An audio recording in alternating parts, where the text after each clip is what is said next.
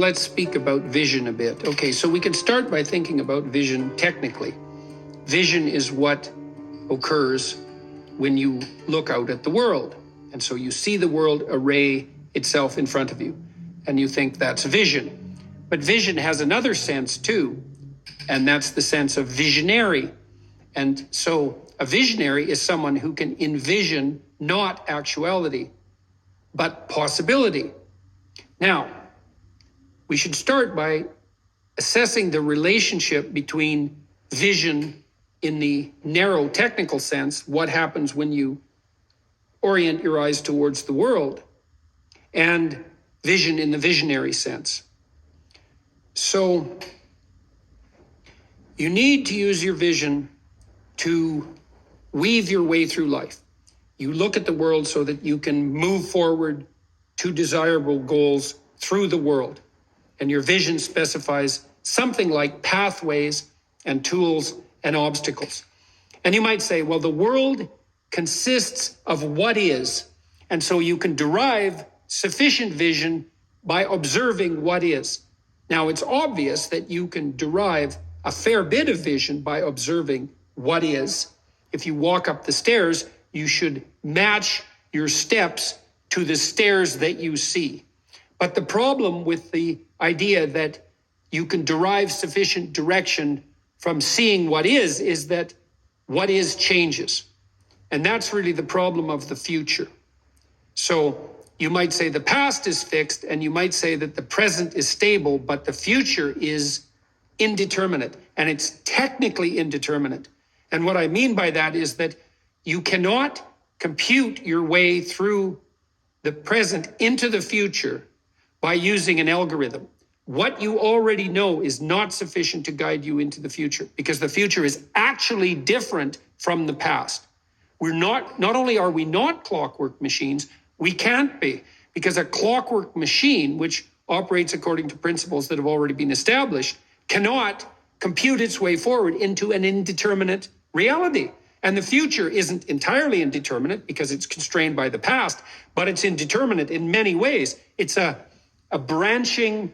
The future is something like the possibility of multiple pathways forward. That's one way of looking at it. So if you're walking across a field, there are an infinite number of directions you can take across the field. And the future is the space in which those possibilities is latent before it becomes manifest. And what you confront in the world, you could say is, when you look at the world, you might say, well, I'm confronting the actuality of the present world, but your apprehension doesn't really work that way.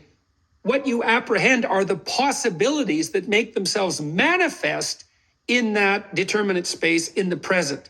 You grapple with the possibility, you grapple with the future. And I think you could say in some sense that the past and the present are finite and bounded, and the future is the infinity that surrounds us. And the horizon of the future that we make contact with our consciousness is the point where the infinite meets the finite for us.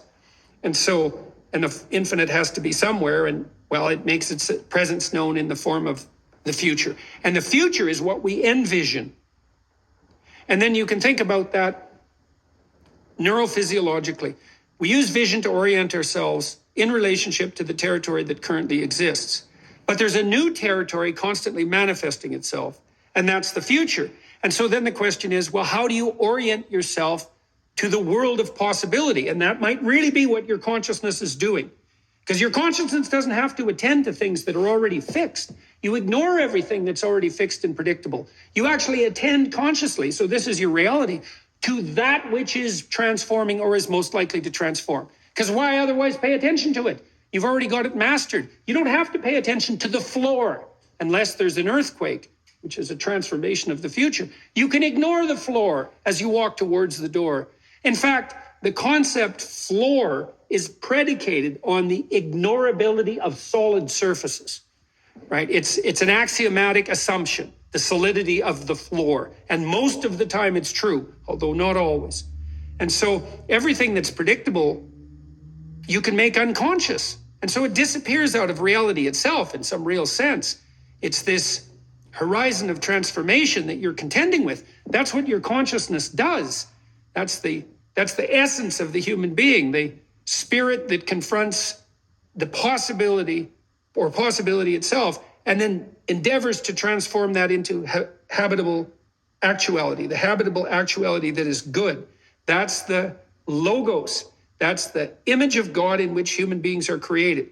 And that's real. Insofar as anything is real, that's real. It might be the most real thing. And so then the question is, well, how do you conduct yourself as an entity existing on the horizon between the present and the future, or between order and chaos? That's another way of thinking about it. That's where you exist. And the answer is by envisioning the future. And so the way human beings have evolved is that we can see what's there, but we can also see what isn't there. We have an imagination, and an imagination is a visionary capacity. We have the ability to generate possible worlds in a psychological metaspace that's dissociated from the real world. And so, look, most animals manage adaptation to the transforming horizon of the future by producing variants of their physical self. So mosquitoes are like that. Mosquito will lay thousands and thousands of eggs. And each of those eggs, if fertilized, will turn into a mosquito that's a tiny bit different than the original mosquito, partly because of the mixing of genes from two different organisms that sex enables, but also because of mutations. So a mosquito pair will produce a whole bunch of variant mosquitoes. And each of those mosquitoes is slightly differently adapted to the changing environment. And most of them die. Almost all of them. In fact, more or less all die but two. Otherwise, we'd be knee-deep in mosquitoes in no time flat. And so the mosquitoes allow all their children to die except two. And that's how they deal with the encroaching chaos of the future. Now, human beings also do that to some degree because we produce children and they vary from us because of sexual reasons and because of mutations, but we don't produce tens of thousands of variants. We've taken a different tack, which is all our eggs are in one basket, so to speak. But inside each person is that capacity to generate variation. And so as our prefrontal cortex emerged out of our motor cortex, we were able to generate variant subpersonalities of our future selves, so they're imaginary avatars. We're able to evaluate how that imaginary avatar might perform in the world, to envision that, before implementing it corporeally, before actually acting it out. And so when you're sitting there thinking about, well, what might I do today? You generate variant selves. You think, well, I could go to the drugstore. That's how this would work. I could go mow the lawn. I could go have a fight with my wife. I could go have an affair. I could go down to the bar. And then you lay out your character traversing this imaginary space, and you evaluate the various options that present themselves for their suitability given your goals.